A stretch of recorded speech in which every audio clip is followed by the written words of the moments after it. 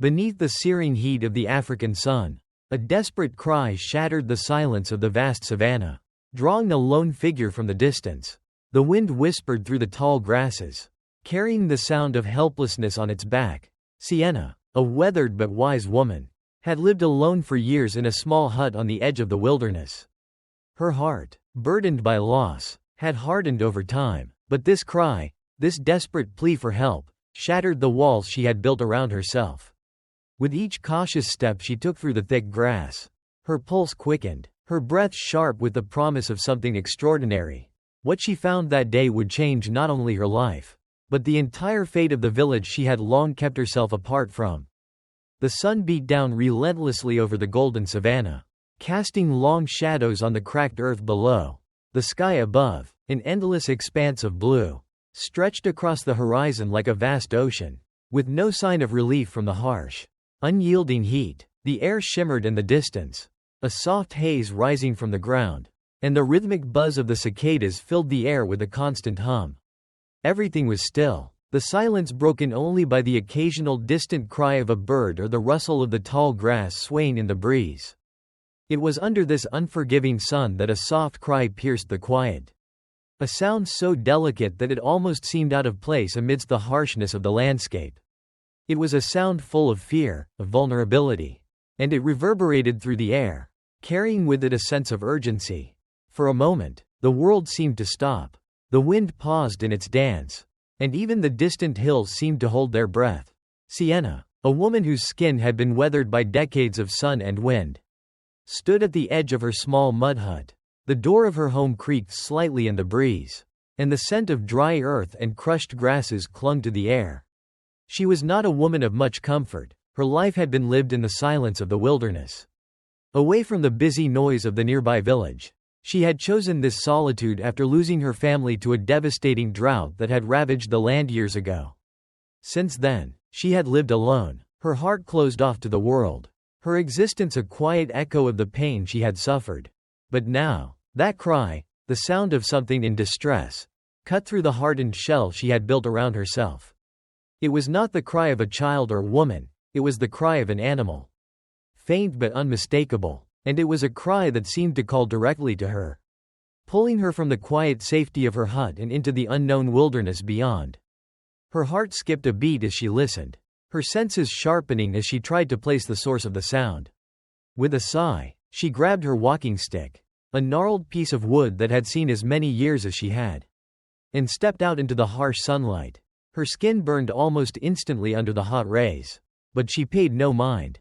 Instead, she squinted into the distance, her dark brown eyes scanning the endless sea of grass.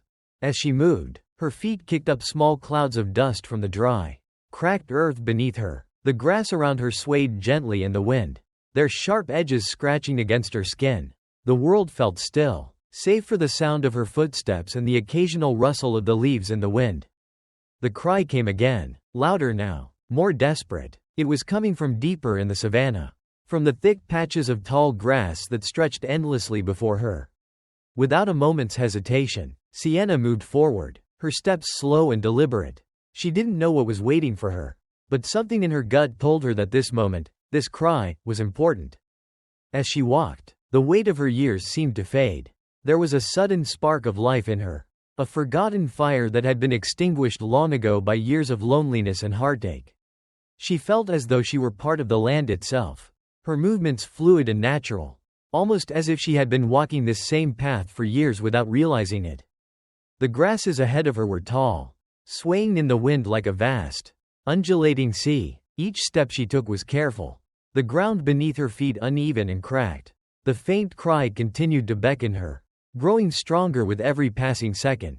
As she neared the source of the sound, she could feel her heart pounding in her chest, each beat echoing in her ears. And then, as if by fate, the tall grass parted in front of her, and she stopped. There, lying in the dirt, was a small creature. Its fur was as white as the clouds that drifted lazily in the sky, stark against the dull brown and green of the savanna.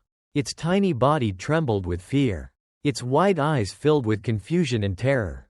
It was a baby albino baboon. Sienna's breath caught in her throat as she knelt down, her old bones creaking in protest. The sight of the tiny creature before her made her heart ache with a deep, protective instinct that she hadn't felt in years.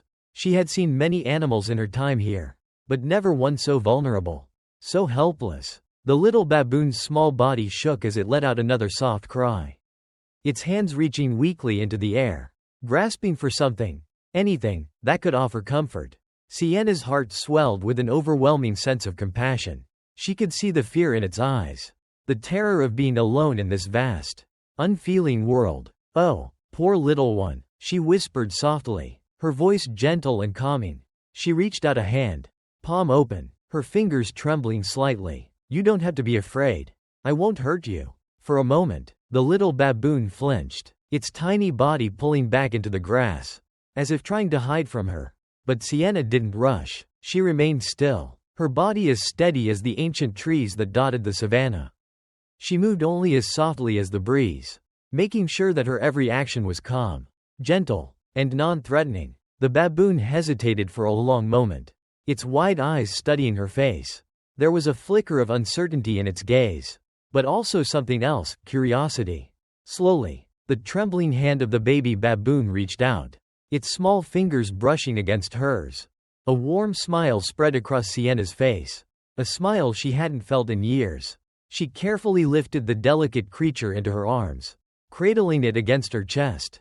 It was so light, its tiny body barely noticeable in her calloused hands. The softness of its fur felt like silk against her rough palms. And for the first time in so long, she felt a sense of purpose stirring within her. "You're safe now," she whispered, her voice soothing as she gently rocked the baboon. With the tiny creature in her arms, she stood slowly, balancing the weight of it in one hand while adjusting her basket with the other. The land around her seemed to fade away as she walked, the sounds of the savannah becoming distant, almost irrelevant. All that mattered now was the tiny life she held in her arms. "I'll call you Kajani," she murmured, the name coming to her without thought. "You'll be my little hope." As the golden light of the setting sun bathed the savannah, Sienna began the long walk back to her hut. The weight of Kajani's tiny body in her arms was a weight she had not expected, but one she knew she was ready to bear. And for the first time in years, as she looked out over the endless expanse of land, she felt that maybe, just maybe, her life had purpose again. The next few days passed in a blur of quiet moments for Sienna and her new companion. Kajani, the tiny baboon, once trembling and fearful, had begun to settle into a rhythm beside her.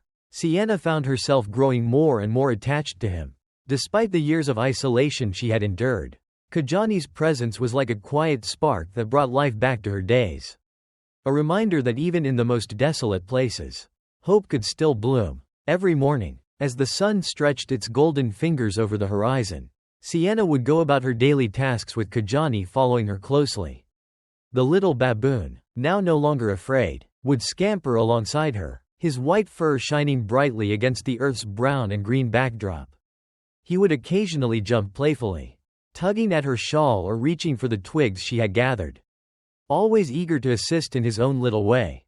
Sienna had grown accustomed to the company of animals in the savannah, but never had she experienced anything quite like Kajani. His energy was boundless, yet his eyes carried an intelligence that reminded her of a child learning about the world for the first time.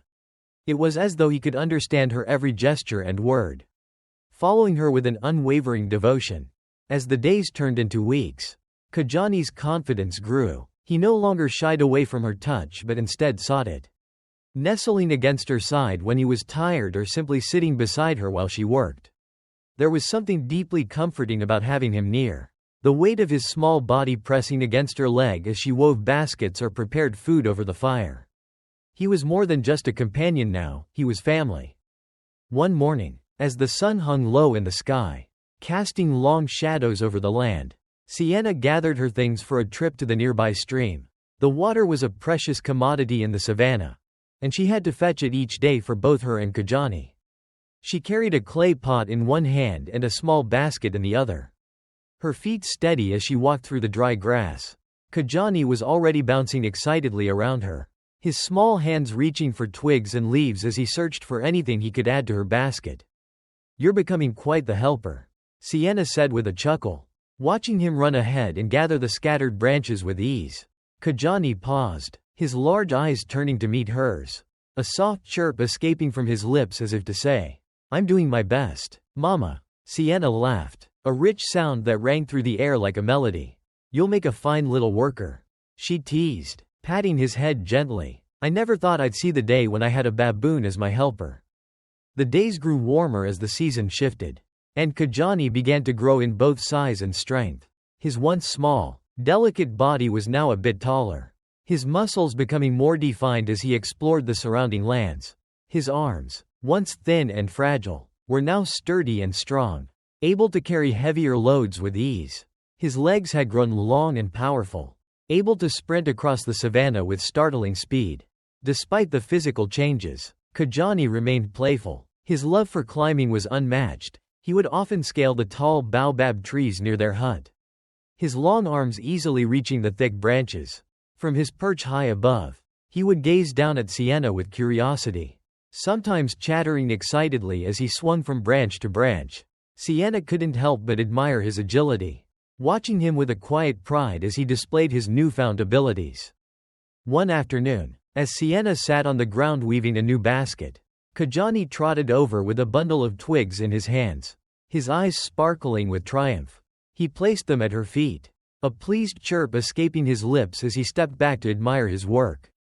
"Well done, Kajani," Sienna exclaimed, her heart swelling with warmth. She lifted him up into her arms, spinning him gently around in a joyful embrace. "You're getting better every day." Kajani grinned, his sharp little teeth flashing in the sun, and giggled, a sound that was music to Sienna's ears.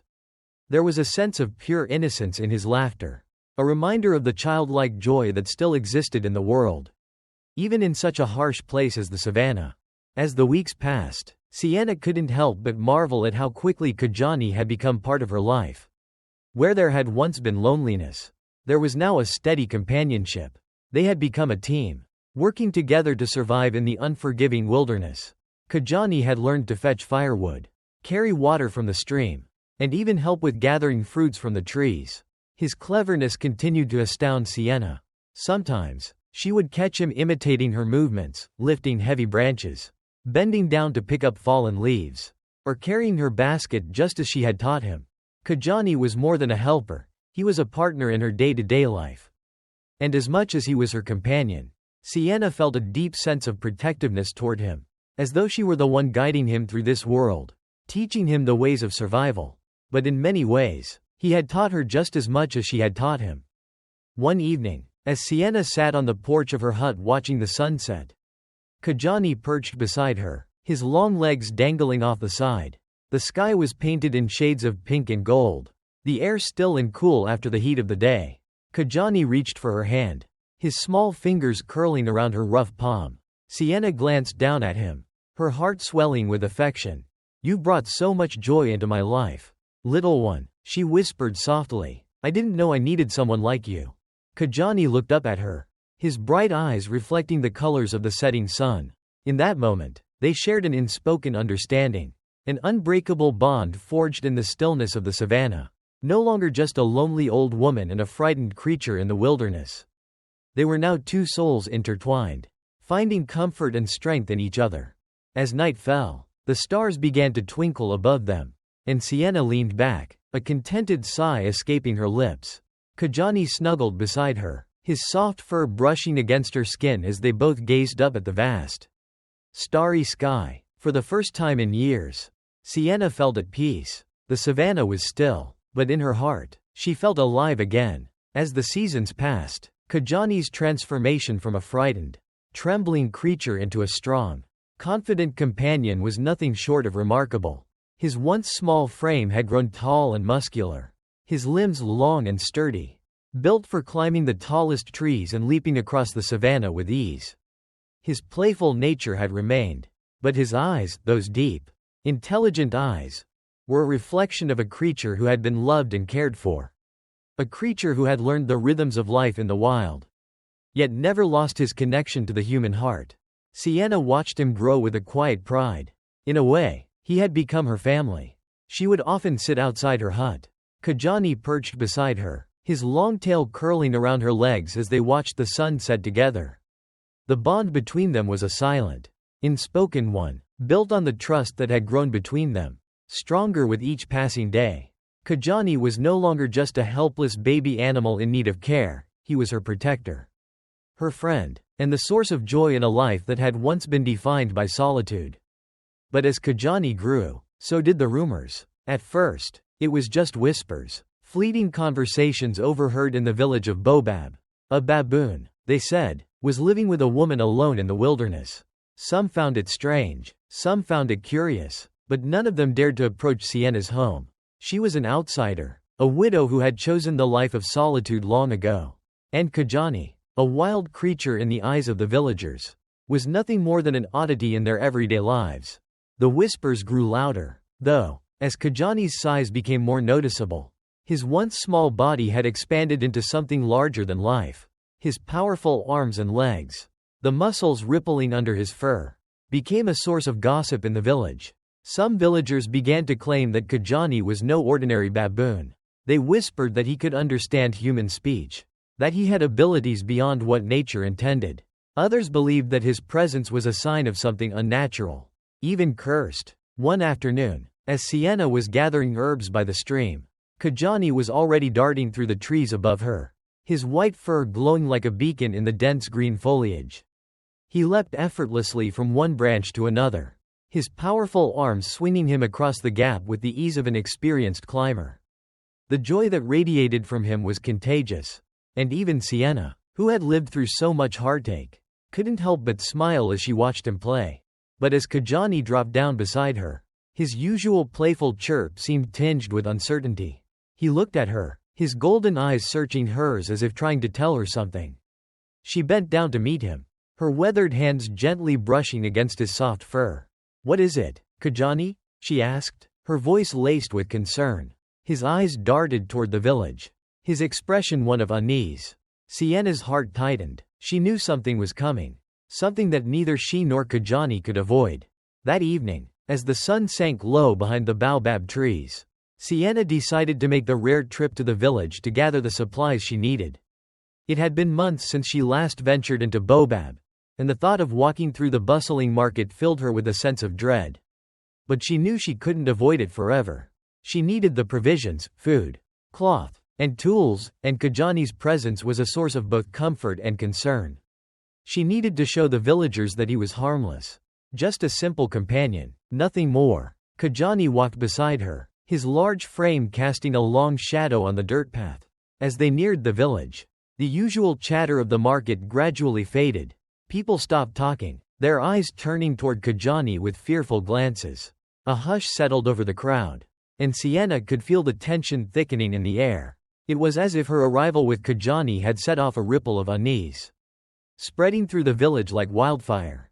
The moment they reached the fruit stall, the vendor stepped back with a horrified look on his face. He didn't say a word but simply shook his head, his eyes never leaving Kajani's towering figure. The whispers began, low and hurried, passing through the crowd like a storm. Some villagers took a step back, clutching their children tightly, while others murmured in fear, their voices filled with suspicion. "That thing doesn't belong here," one of them whispered, his voice barely audible but full of unease. Kajani shifted nervously, his eyes flickering toward Sienna for reassurance. She placed a hand on his arm, her touch gentle but firm. "He's not a thing," she said, her voice clear, though her heart pounded in her chest. "This is Kajani. He's part of my family. He means no harm." But her words fell on deaf ears. The crowd's fear had taken hold, and no amount of pleading would change their minds. As Sienna moved to pay for the goods, a woman's voice called out from the back of the crowd, her words dripping with suspicion. "It's a demon," she hissed. "No creature like that should exist." Kajani flinched at the word, his large eyes wide with confusion and hurt. He looked to Sienna, his trust in her unwavering. She could feel the weight of the crowd's judgment bearing down on them. And though her heart ached for Kajani, she knew there was little she could do.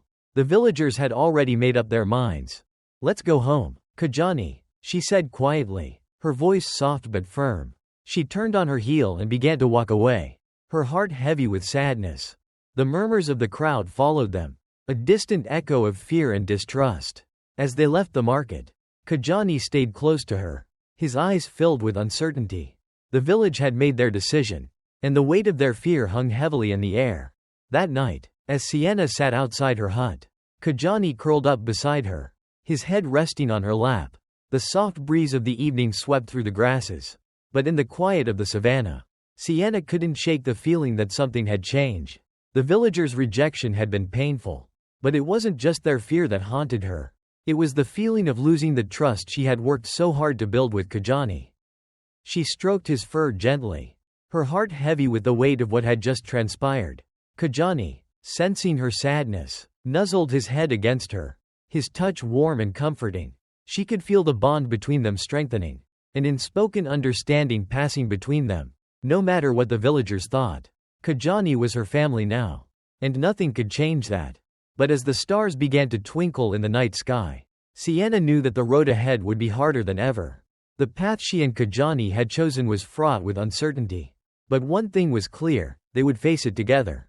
This expanded Part 3 explores the growing tension between Sienna K.